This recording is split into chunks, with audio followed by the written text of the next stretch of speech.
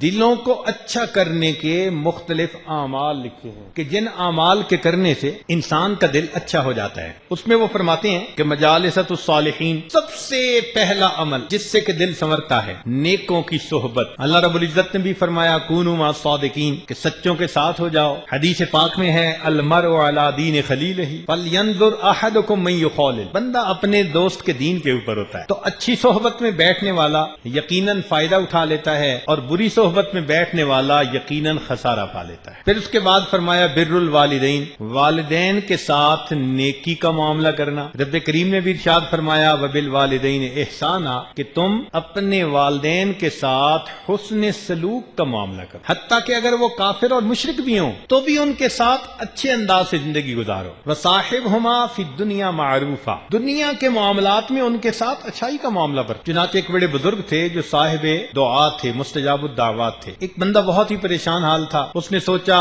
کہ بھئی میں ان کے پاس جاؤں گا، سنا ہے کہ ان کی ہر دعا قبول ہوتی ہے. چنانچہ وہ کہنے لگا جی میں آپ کے گھر آنا چاہتا ہوں، میں آپ کو کچھ حالات سناؤں گا. وہ اسے لے کر گئے. جب وہاں گئے تو اس نے دیکھا کہ ان کے گھر کے اندر 2 سور بندھے ہوئے ہیں. بڑا حیران ہوا، اللہ کا ولی، اتنا مقام کہ مستجاب الدعوات، سور بندھے ہوئے ہیں. انہوں نے مہمان کو بٹھایا، پہلے ان سوروں کو جو ان کا دانا تھا وہ ڈالا، پھر آ کر بیٹھ گئے. اس نے حالات بتائے اور بتا کر اس نے ان سے دعا کے لیے کہا. انہوں نے دعا کر دی. جب ذرا بات بڑی تو اس نے پوچھا کہ جی آپ کو اللہ نے یہ مقام دیا، بڑے بڑے مشائخ نے تصدیق کی، یہ آپ کو مقام کیسے ملا؟ اس وقت ان کی آنکھوں میں آنسو آ گئے. کہنے لگے تم نے دیکھا کہ جب میں آیا تو میں نے 2 جانوروں کو دانا ڈالا؟ کہنے لگے ہاں. کہنے لگے وہ دونوں میرے ماں باپ.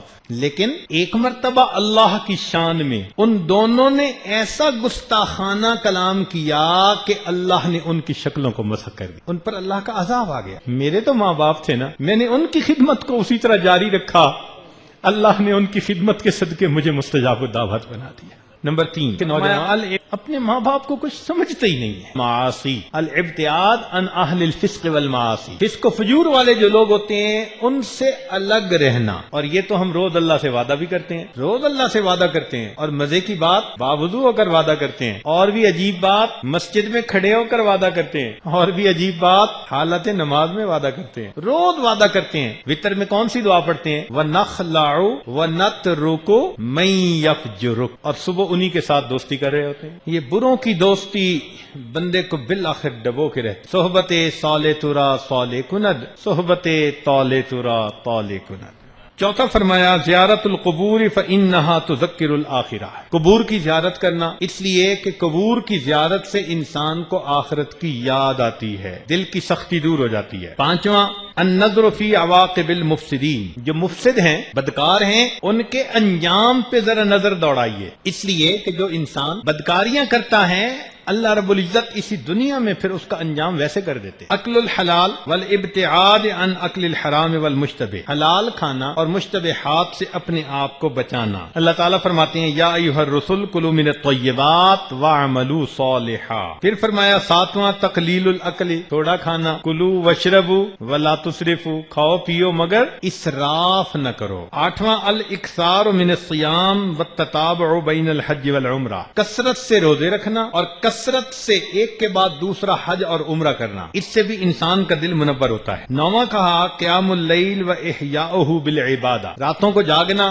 اللہ کی عبادت سے اپنی رات کو منور کرنا. الدعاء و اغتنام اوقات الاجابہ، دعا مانگنا اور جو قبولیت کے اوقات ہیں ان سے فائدہ پانا، ان میں دعائیں مانگنا اللہ. پھر الصمت اما لا یعنی، لا یعنی باتوں سے پرہیز کرنا، خاموش رہنا. من صمت نجا. الخلوہ بالنفس و محاسبتها، جس کو ہم مراقبہ کہتے ہیں کہ تنہائی میں 15 منٹ آدھا گھنٹہ بیٹھ کر اپنے آپ کا محاسبہ کرنا. حاسبوا قبل ان تحاسبوا، تم اپنا محاسبہ کرو اس سے پہلے کہ تمہارا محاسبہ کیا جائے. پھر العلم بان اللہ مطلع علی الاقوال والاعمال، یہ جاننا کہ اللہ تعالی ہمارے اعمال اقوال کو جانتا ہے. الصدقۃ و معرفت احوال الفقراء والمساکین، اللہ کے راستے میں صدقہ دینا. المحافظۃ علی الصلوات، نمازوں کی پابندی. قراءۃ القرآن بالتدبر والتفکر فی، سوچ سمجھ کر اللہ رب العزت کے کلام کی تلاوت کرنا،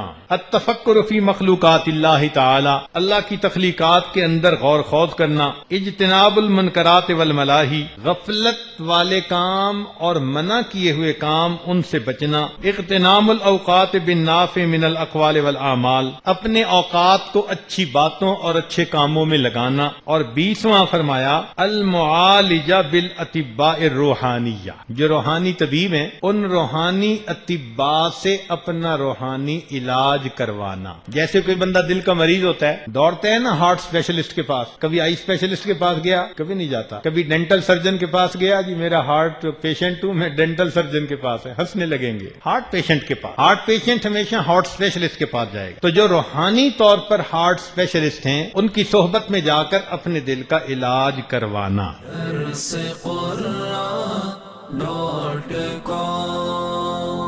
www.darsequran.com